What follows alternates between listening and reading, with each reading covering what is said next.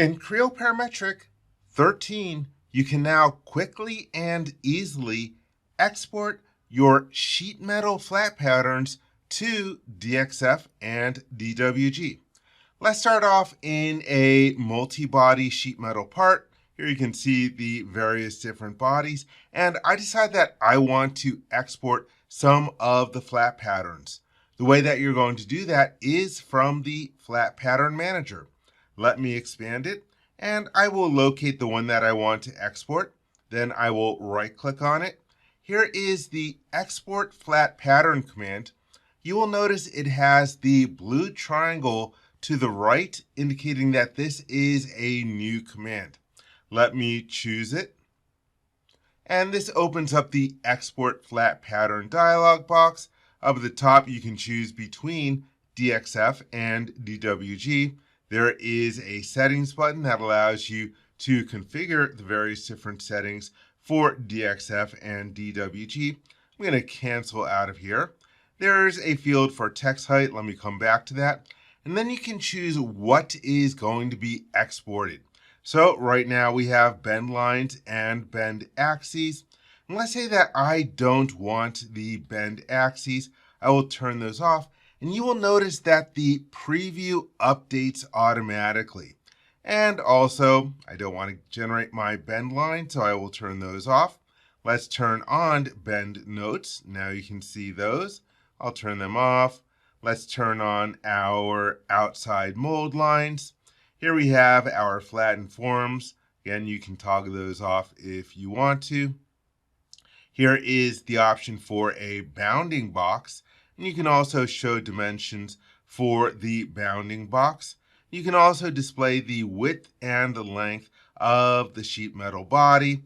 There we have the numbers. And I decide, you know what, let me change some of these different values. Let's go to 6 millimeters. You'll notice that the notes and the dimensions update.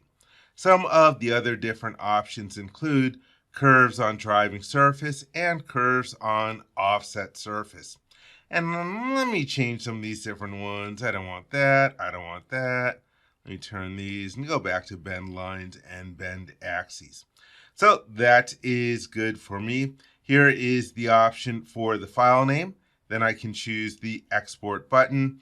And here you can see it is using the name of the file and the name of the body. I will click the OK button, and my DXF file has been created. Let's take a look at another one of the different options. Let me change over to a different tab. And this is a part with a single body. Let me go to my Flat Pattern Manager. Once again, I will right-click on the flat pattern and choose to export the flat pattern. You can see our various different options in here. And one of the options that you have, if you're going to display your bend axes, is the extension for the axes beyond the part length. Right now it's a pretty big value. It's like an inch. Let me change that to 0.1. Now they are much shorter the way that I want them to be. And another different option is controlling the orientation. Right now it's using the default orientation, but you could choose a coordinate system instead.